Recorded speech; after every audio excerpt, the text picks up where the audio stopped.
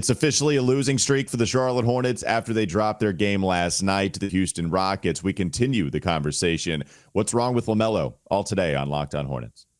You are Locked On Hornets, your daily Charlotte Hornets podcast. Part of the Locked On Podcast Network, your team every day. In a minute, cuz we live.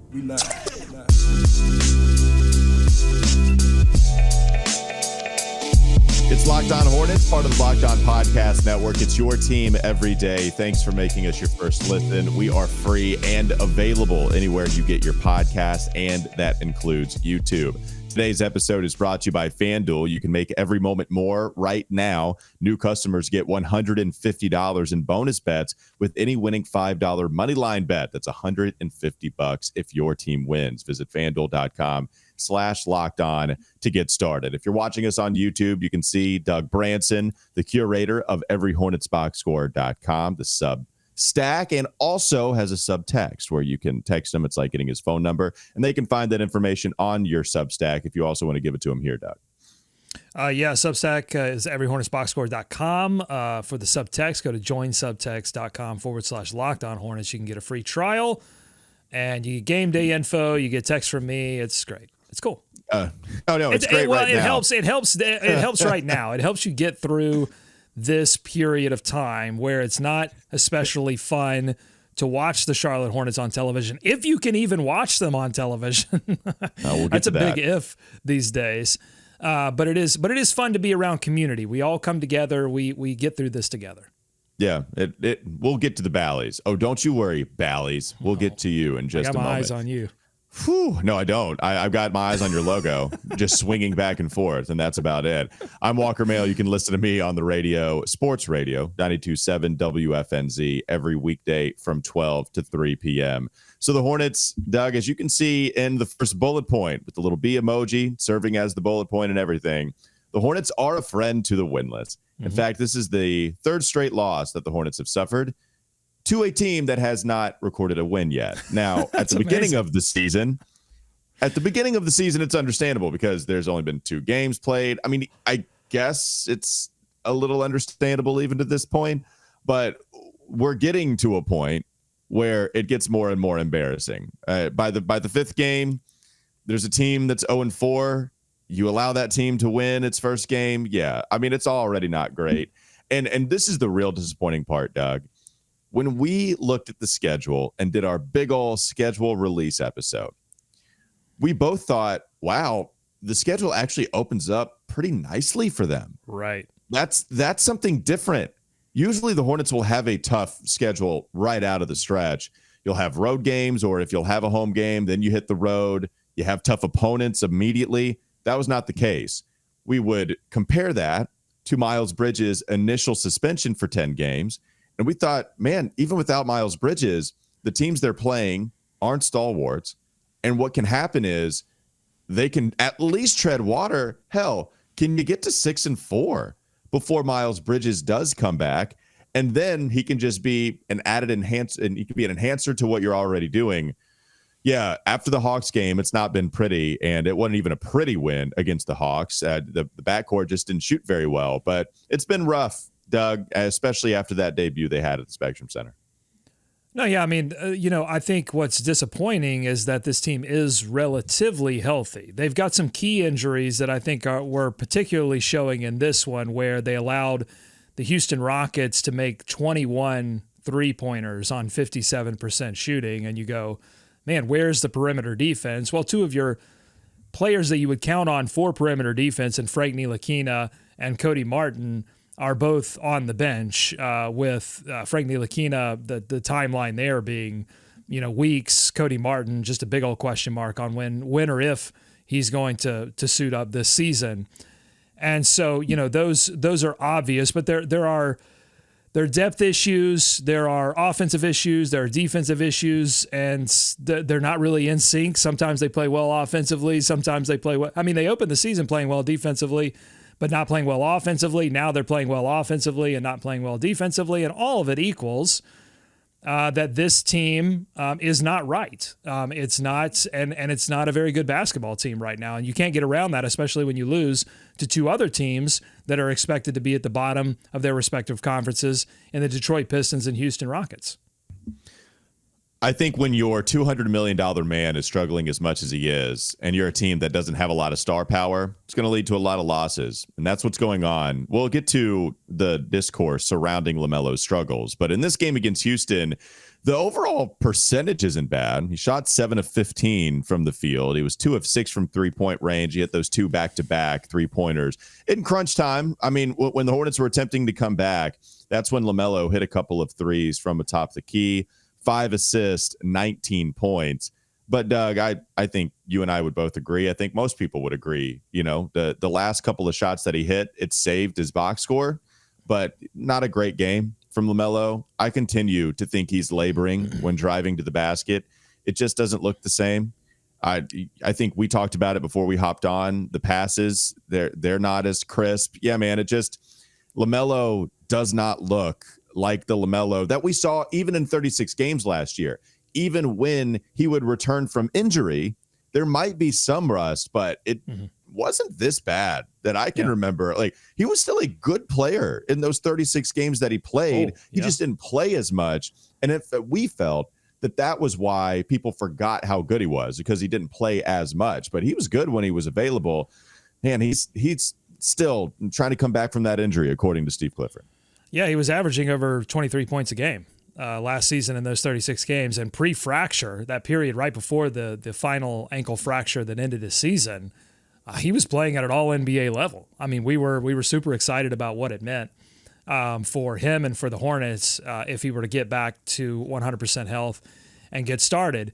Let me talk about the micro of this game, and then we can talk about the macro of LaMelo's injury, his recovery, and what's going on here. The micro is, in this game, yes, he salvaged his box score, but your star player, Walker, needs to set the tone for you. And the past 2 games, there was no tone set. They allowed both the Nets in transition and Houston from the perimeter to dictate the game. And that your star player should help you dictate the game for your team. And that's not what LaMelo's doing. Through the first 3 quarters of this game, he was 2 of 8 from the field. He was 0 for 4 from 3, 6 points, 4 assists, no rebounds. I mean, he has been one of the best rebounding guards in the league in his first 3 seasons. 3 personal fouls, got into a little foul trouble. Thank God Steve Clifford decided to trust him and not pull him. Like that's the last thing a guy who's looking for rhythm needs, is to constantly get to get pulled from a game when he gets 2 early fouls. And then he also had 3 turnovers in those first 3 quarters. Yeah, he turned it on, but by that time, the Hornets were already in, I think, such a hole that it was going to be difficult for them to climb out. It would have been, I mean, they got it to 5. You know, Brandon Miller hit that clutch 3 to bring it to 5, but it would have been such a huge haul to win that game at that point. Well, Houston hit everything. I mean, Charlotte just couldn't stop him on the other end. Houston scored 42.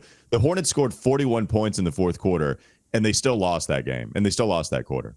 Yeah, I mean, they allowed Houston to get 39 in the first. And I thought, from the tip until about like 9 minutes into that first quarter, I thought their defensive organization was good, and Houston was just hitting shots. And then again, just like in the Nets game, when the Nets came out and blasted them in transition, I feel like they let up. Like the belief that they could win the game quickly faded, and they sort of let up. And then they got back into the game in the second quarter and got it back to like a 1-point deficit. And then they come out in the second half, not ready to play. Houston jumped all over them. Dylan Brooks ate LaMelo alive on the defensive end of the floor. I mean, we're talking a lot about his offense, right? I thought offensively in the first half he looked bad. I thought in the second half LaMelo's defense was even worse. I mean, he just let Dylan Brooks get to wherever he wanted to on the floor, and I think he had 8 or 10 points in that third quarter, and that was the deciding point in the game. And there are just defensive possessions that LaMelo just doesn't finish.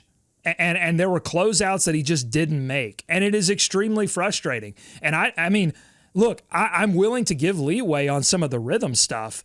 You know, the shots not falling, him not being able to get to the basket. I'm willing to get on the roller coaster and say, all right, I trust you, Steve. You know, Clifford, all right, maybe it's a rhythm thing, and I'm willing to wait it out. But the defensive stuff is like, that's not a rhythm thing. That's just a trying thing. And I think he failed that test in the second half. Yeah, it's not been good for LaMelo. You know, you're hoping. I don't know what the threshold is. Like, I don't know when the real sincere concern sets in with him. I don't know if that's a 10-game mark. I mean, I don't know about you, but I'm concerned that that everything seems to be off. It's not just the shot is not falling. It's not just the rim stuff. It's the passing too. Like, there were a couple of passes that I've seen LaMelo make over and over again. He is just deadly with his passing precision. And it's stuff like when he drives baseline and tries to snap it into the corner, and it's just slightly off. It's a little off to the left. The shooter has to adjust, and it allows the defense to close out. There's stuff that he's and you know, take away all that, and the magic's gone. I mean, the LaMelo magic, the physics breaking passes, the command that he has over a game, that is missing, and I'm not sure that's entirely rhythm. Well, so yeah, and be clear, right? Like, so, and just to be clear, you're saying you think he's when you're saying there's something off when it's not just rhythm. Do you think he's still dealing with an injury and the Hornets are being mum about how sincere it is? Severe. Well, I mean, I'm not going to speculate on the Hornets hiding this, although they, you know, if you look back to the Gordon Hayward shoulder stuff last season and his wife complaining about it, I mean, it's not like there's not a history of the Hornets being a little, you know, obfuscating, you know, the injury of a player. But I won't speculate on that. I'm just saying he doesn't look right. And, you know, I'm trying to like, no, and even when he's like walking around on a defensive possession weak side, he looks like he's walking a little gingerly. Maybe I'm seeing things. Maybe I'm just traumatized by last season. Maybe I'm overly concerned. I'm just saying, when you watch him play and he doesn't look happy, he doesn't look like he's enjoying the game. I know what LaMelo looks like when he's in the zone, when he's in rhythm, when he's happy. None of that exists. I mean, I wonder if we're dealing with a Days of Thunder situation. You know what? I grew up in Catawba County. And I'm ashamed to say that despite that fact, I've never seen Days of Thunder. Oh, wow. Never seen it. That's right in your backyard, man. What are you doing? I know. I don't know. So what does it mean? Okay, I will explain it to you next. Okay. Oh, please. Yeah. Coming up next on the Locked On Hornets podcast, Doug gives me the plot of Days of Thunder. That's still to come. But first, we talk about Prize Picks. This episode is brought to you by Prize Picks. It's the largest daily fantasy sports platform in North America. They're the easiest and most exciting way to play DFS. It's just you against the numbers, and instead of battling thousands of other players, including pros and sharks, you pick more than or less than on 2 to 6 player stat projections, and then you can watch the winnings roll in. With the basketball season here, you can now pick combo projections across football and basketball from the Specials League, a league created specifically for combo projections that includes 2 or more players from different sports or leagues. For example, LeBron James plus Travis Kelce at a 10.5 combo of 3-pointers made and receptions. So that's cool. You can mix and match some of those stats if you feel good, but you feel good about across sports platforms. If you want to play alongside some of Prize Picks' favorite players too, like rapper Meek Mill, he's on there, and comedian Andrew Schultz,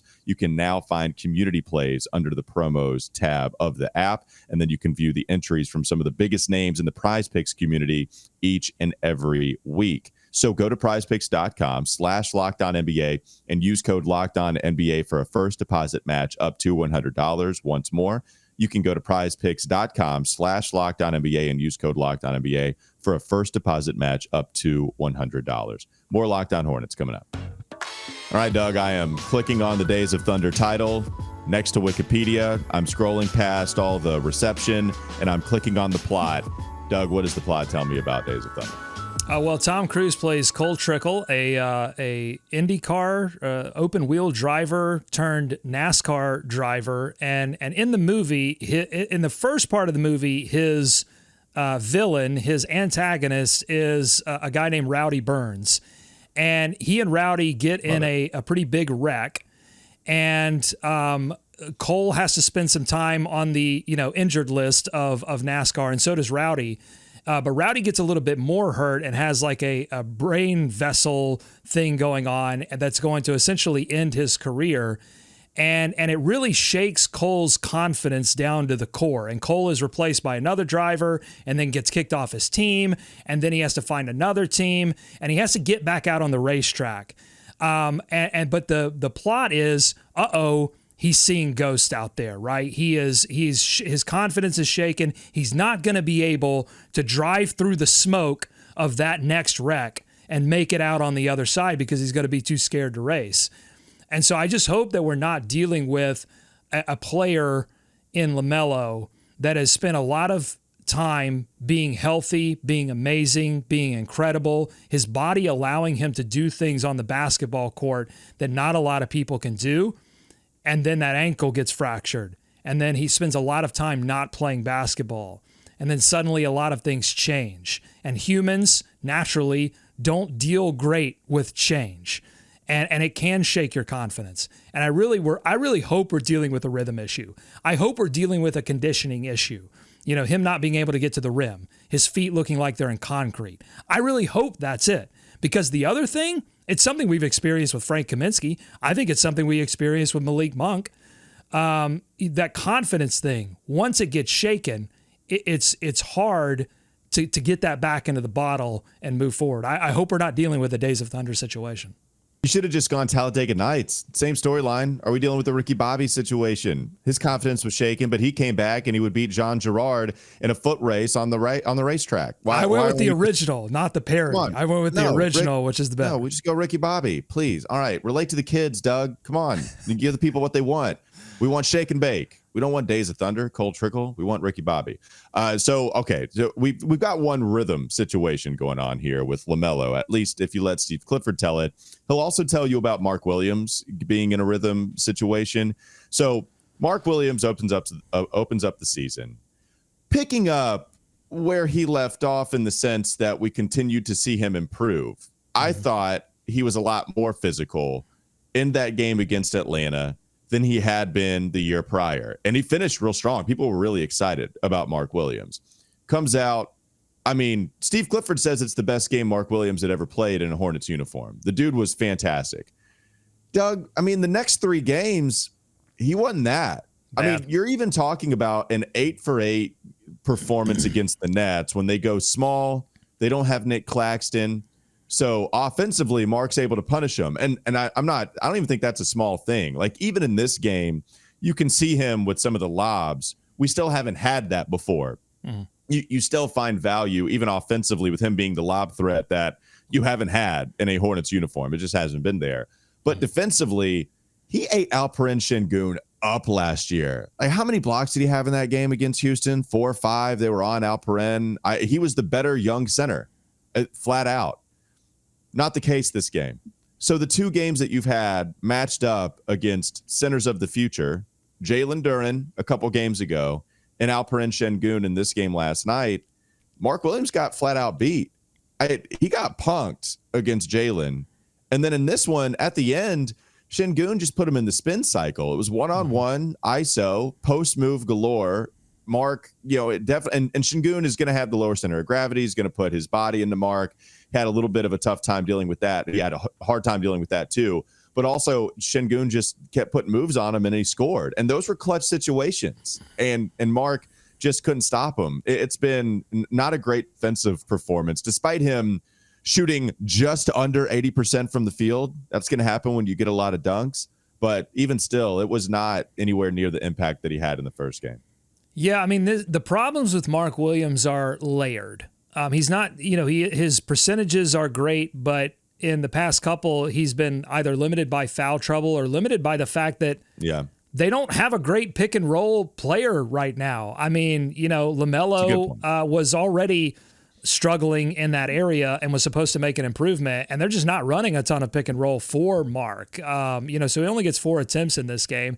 He's making defensive plays. Like, he had 2 block shots and 2 steals in this game. It's not like he's making zero defensive plays. I think the main problem for Mark at this point is on the boards. I mean, he only gets 6 in this one. He didn't have very many. I mean, you got to have this guy making double-digit rebounds. I mean, he's just like, if LaMelo should be setting the tone for you offensively as your star player, then Mark Williams as your center has to be, and one that they took in the first round, he should set your tone defensively and on the boards and your physicality. And it's not happening. He's getting bullied. He's getting pushed around. And this was a concern. This is not a surprise. In games that he performed well in last season, in the back half of last season, they were games against centers that weren't very physical or smaller teams.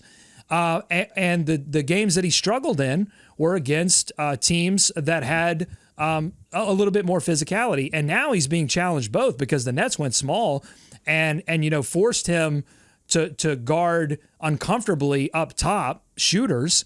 And the Nets did the same thing a little bit too. I mean, with the way they executed their offense, there were times when Mark was being challenged a lot to not just sit and drop coverage, but step up and guard 3-point shooters.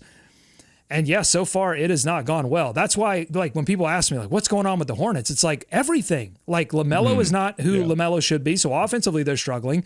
Mark is dealing with the same issues he was dealing with last season, not very physical. They're getting out rebounded. I mean, it's just when you lose 3 straight games to teams that are not exactly world beaters and are all winless. Like, it's not just one thing. There are a lot of issues with multiple players. And here's the thing about Mark too. Like, clearly there's more of a concern with LaMelo because you invested $200 million. He was injured a lot until the big one, the fractured ankle, kept him out last year. With Mark, he also suffered that injury. If he was only cleared a week or 2, then I would imagine that conditioning would be a problem for him as well. And he has not played as many minutes as he did in that debut against the Hawks. But the other thing I think to keep, and I was one that was sending this message out a lot. It's just that Mark, to me, was just going to be a sure thing. And we knew in the second season of his career that he would just continue, and I felt very good about it. And I still feel really good that he's going to be a good player in this league. And he hadn't been just outright bad. Just defensively, there have been some issues here and there for sure. But he didn't. Can I give you a crazy stat? He didn't have his first rebound until 5:38 in the second quarter. No, it was bad. So, and you can't do that when you're that. I mean, it's part of your goal. Houston's a bad rebounding team, by the way. Houston, there are 2 things that Houston, and I got this from Jackson Gatlin, who is the host of Locked On Rockets. He was giving me a scouting report. He said the 2 things that the Houston Rockets have struggled with this season are shooting the basketball and rebounding. Yeah. And they were able to execute on both. Here's the crazy part. This is how bad the defense was for Charlotte last night. The Hornets lost this game despite shooting 50% from the field, despite shooting 41% from 3 on enough attempts. They secured 15 offensive rebounds. Not a lot of that was Mark, but they did secure a lot of offensive rebounds. I thought this was one of the better Nick Richards games in terms of his effort on the boards, and he had 4 block shots. And they dominated the paint points battle, and they still lost this game. So my point was, this is Mark Williams' 47th game. To me, I think that puts a lot. That's a small number. Even for I mean, it goes to show you just how late he was put into the rotation last year. And I'm totally fine with it with Steve Clifford. That's not me, saying, hey, he should have been in the rotation earlier. But it's his 47th game. That's kind of crazy. We're not going to get to a 82 game slate for Mark as long as he's healthy until we get to after Christmas and beyond. That's a small number. So if it's true that it's so tough to learn how to play defensively as a center and to deal with the physicality of the NBA as a center, and this is your 47th game, like, for me, I think that is important context to apply. It doesn't mean that everything we're saying isn't true. It's just, all right, that allows me to take a breath. That allows me to take a sigh of relief just for a little bit, that it's okay for somebody to struggle as much as he has the last couple of games because of how many games that he's played in the NBA, how young he is still. and hopefully it continues to improve. Go ahead. You got another Mark thing. The silver lining, I guess, is that I don't think the expectations were set very high this season. I mean, words like playoffs for were the team thrown or for around. Mark? Oh, for the team. For the team. Yeah, for the team, not for Mark. The silver lining to all of this, of the Mark Williams, of the LaMelo Ball, of the time that it's taking for them to get back to where you would expect them to be and the team to function normally. The expectations don't seem to be very high, even though the team talks about playoffs. I don't think they really mean it. They immediately backtracked and was like, well, playoffs, however we get there, play in, whatever. Well, and the Eastern Conference is better. Yeah, the Eastern Conference is better. Everyone's yeah. projected the Hornets to be bottom feeders. And I was even quick to say, well, I don't think they're going to be like 30th. If they continue to play this way, yes, they are playing like the worst team in the league. I mean, there's no doubt about it. Can they turn some things around? That's going to depend on their best players actually stepping up and playing. Because right now, Gordon Hayward's playing well. Terry Rozier playing okay. PJ Washington had an excellent game. The forwards were locked in. Look, man, PJ, I think even in the games, that's what's been so nice about PJ is his three ball was not falling at all in the first three games, and it was last night. But PJ still, I think he's been really good. I even think they go small. He gets 12 rebounds against the Nets. He hits his three ball in this game. Yeah, I think PJ and Terry too. Like Terry's three ball isn't falling, and that sucks because it wasn't falling last year. But I still think Terry is attacking. I love some of his violent drives and then pulling shots off in the mid range. I like what I've seen from Terry and especially PJ too. Yeah, there are things that are working. The reason they're not getting blown out is because, there are things that are working. When you get blown out, it's when everything you try doesn't work. But there are things that are working game to game. Those things tend to be different. But the one constant that isn't working is LaMelo's offense. And I think Mark Williams' physicality and ability to sort of command the post from a rebounding perspective. Yes, block shots. Yes, steals. Those are all great. Keep it up. But you have to have some command of the boards, and not just defensive rebounding. It has to be offensive rebounding too. They've got to find ways to generate those easy points.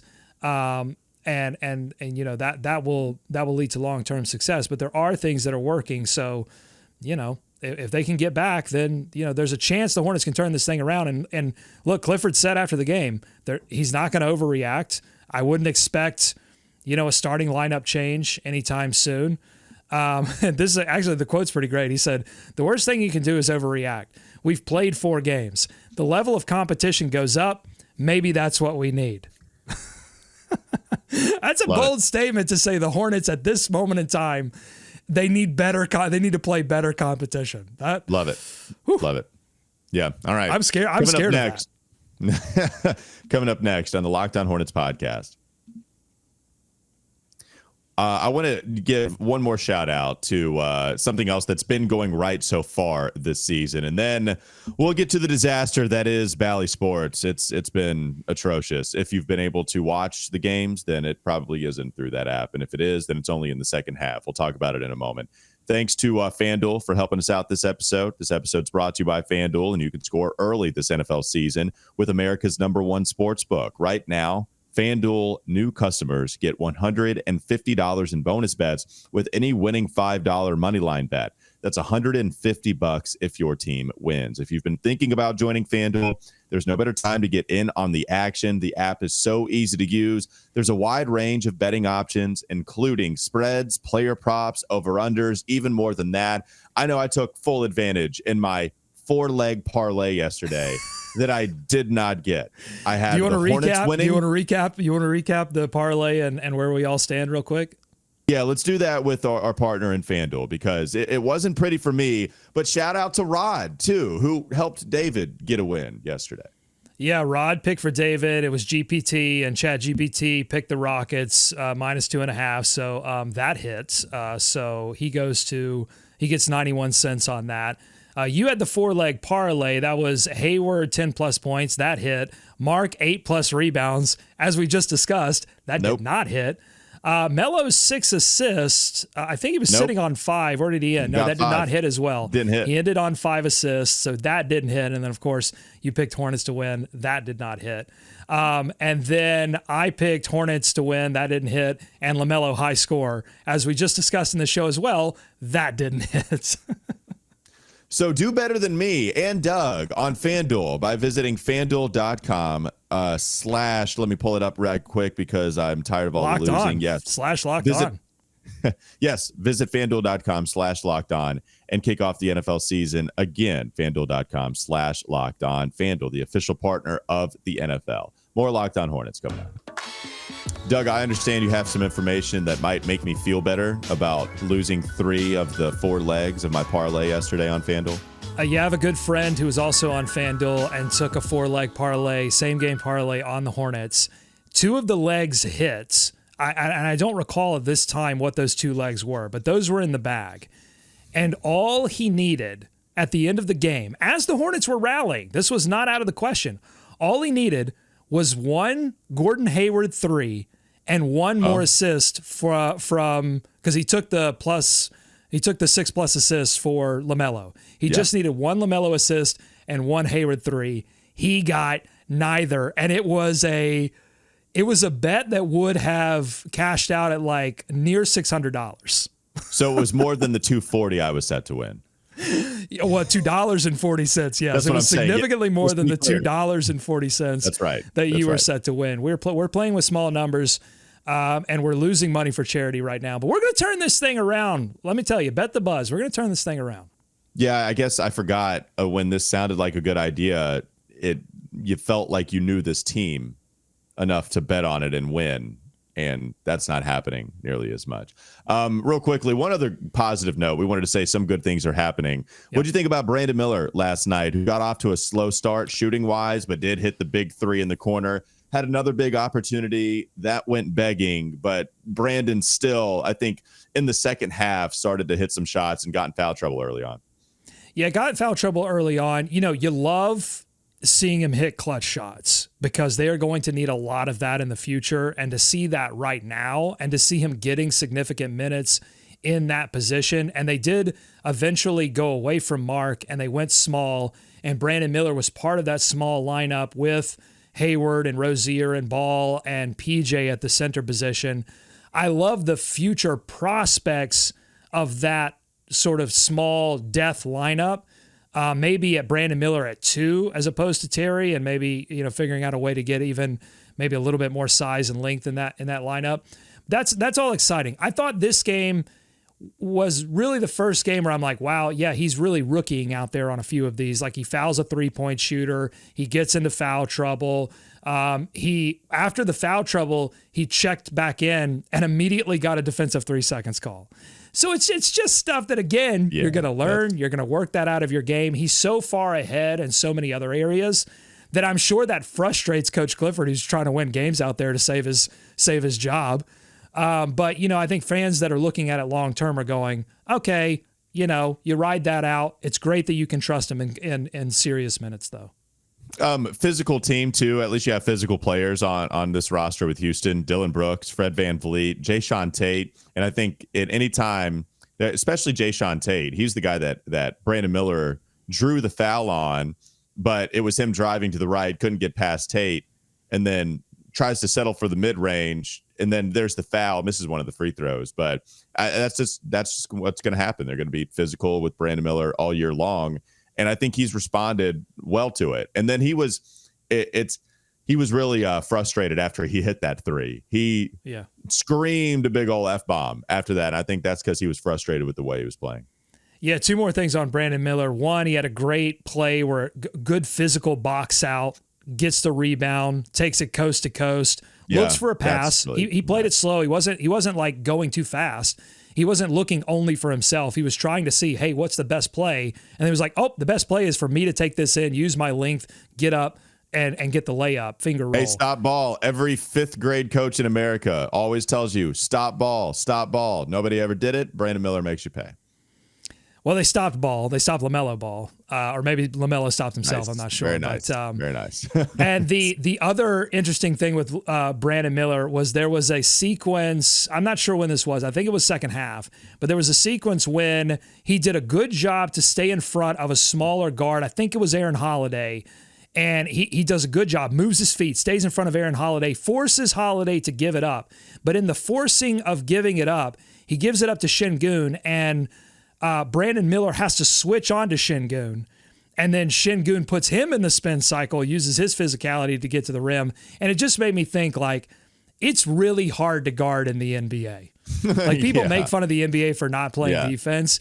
But that play in particular shows you, like, Brandon Miller did everything right for, like, 15 seconds of a 17-second possession. And then he goes from guarding Aaron Holiday, super quick guard, to guarding Şengün, who is baby Al Jefferson. And he has to do both.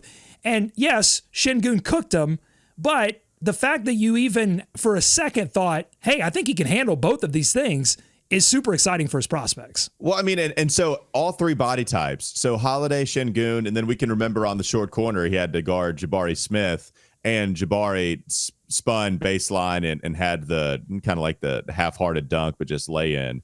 It's tough. You're right. Like all three body types. All right, Rook, go out there, buddy, and guard every single position.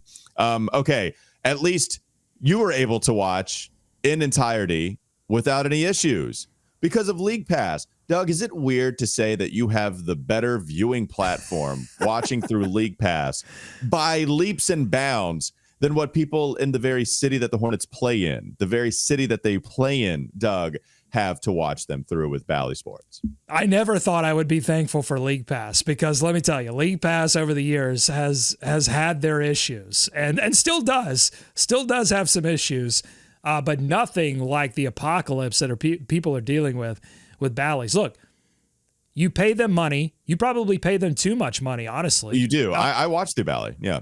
Yeah, it's. I mean, I think it's part of the reason why they're going bankrupt because the whole streaming thing, they tried it and didn't work. Not enough people are like, I'm not going to pay that to watch a couple of teams, but you pay them money, and the one thing you ask from them is show me the game. That's it. Show me the game, and they have failed now 2 straight games to actually show you the basketball game, and they can do Twitter apologies or whatever, but look, I mean. You know, they should be held to a standard of, hey, I pay you money, you show me game. Real simple. I pay you money, you show me game. That's it. Yeah. So you pay entirely too much. It's like $25 for the app. And then if you want to, because they offer in our area, at least this was my experience, you could watch the Canes, the Atlanta Dream, and the Charlotte Hornets. And so if you want to bring it down a little bit, at least in the offer that I had, you could pick 2 of those teams. Well, I chose the Hornets and the Dream. They didn't offer the Hornets and the Canes. So you couldn't even pick the exact ones that you wanted. You could either go Canes and Dream or Hornets and Dream. I went Hornets and Dream. So now that brings it down to like $20 a month. They don't show you the game that you want to watch. Their tweets are hilarious because they start off with, hey, fans. Like, nah, man, we ain't fans of you. We might be fans of the team. Hey, fans. But don't call us fans. That is disrespectful to what we're doing right now. And the other thing, this is a business transaction. Yeah. The other thing is, my girlfriend absolutely hates Bally Sports app. The reason she hates it is because the annoying bouncing basketball when it's commercial in progress that goes on. In fact, her mom came into town yesterday. It's the first time she had ever heard it. And she said, wow, that's really annoying, isn't it? She's like, yep, we get to deal with that every single game. And last year, all they had was like the Bojangles ad because they're not getting any ads, which is part of the reason that they're going bankrupt. And so now it's just the dribbling basketball constantly when commercials are in progress. I mean, it's a terrible viewing experience. It's awful. Right. And you hope, and that's what sucks, is that you hope to be able to view it. You hope to be able to view the game just so you can be let down by a bunch of little things that are going on within the app. Yeah, so here's the deal. RSNs, regional sports networks, which is what Bally's is, they're going away. They're dying because people are cutting their cable subscriptions And the cable model is what kept a lot of these things alive because people were paying for something they weren't watching. Yeah. A lot of people were paying for RSNs that weren't actually watching. And then when the RSNs went, okay, well, we'll just go over the top and get people to pay, they realized, oh, there's not enough people to pay because we were subsisting on a model where people were just paying not to watch us. Oh, this is, so that it's going away. And the question is, are teams going to get caught flat? Which teams are going to get caught flat-footed? It's not a question of if. It's a question of which teams are going to get caught flat-footed and which teams are going to get on this early. There are already teams that are on this early. The Clippers and Steve Ballmer, who had a lot of cash to throw at it, he got out of the RSN business very quickly. The Suns and the Jazz are already on this train as well. And again, there's a common denominator in that you have ownership that has some pretty deep pockets in all of those situations. The Hornets are an interesting situation in that the person that used to be owner now has some pretty deep pockets because he just got paid $3 billion to not be the majority owner anymore. But the guys that are owning, there's a number of guys that are owning it. And if you've got, if you've got multiple owners, it means you probably don't have like one owner that has super deep pockets. But we don't even have, we have two owners every 5 years because there wasn't enough money for one owner to purchase the team. Right. And so but they have to do something, and they've got to do something very quickly. They can't just sit around hoping that Bally's figures it all out. Because here's the thing, even if they figured this whole bankruptcy thing out and they were able to pay the Hornets next season to continue to broadcast the games, I'm not sure there's going to be any fans left that are going to find that acceptable. And so if the Hornets want to grow this fan base, they better get to work on figuring out a solution, not just a solution to show me the games, but a solution that's going to show me the games and win back some fan trust and do something that's going to grow this fan base. That's why I think the plan should be work on a streaming service over the top, but get this team on local television. I don't want to do Bally's. I don't want to do cable. I think either the Suns or the Jazz, they're handing out free like antennas and saying, look, if you here, have an antenna and you put this up and you can watch our games. Sweet. Here's a crazy concept, Walker. You're a basketball team. You want as many people as possible to watch your games. And so you put the game on a network where as many people can watch the game, get this, for free. Lots of people will watch your game. I just gave you free business advice. If you're listening, thank you. Schnall, Plotkin. Find more business advice on everyhornetsboxscore.com with Doug Branson. You can listen to me for not business advice, but Business. Hornets takes on WFNZ. And you can find us at WFNZ.com too if you ever miss the live show there. All right. Thanks for making us your first listen every day. Everydayers, make sure you join us tomorrow. One more show to end the week before we get to the weekend. We'll talk to you a little more about the Hornets' upcoming schedule and how they performed against the Rockets, the LaMelo thing. We still have you covered on everything Charlotte Hornets. Thanks again for your time. Have a great rest of your day.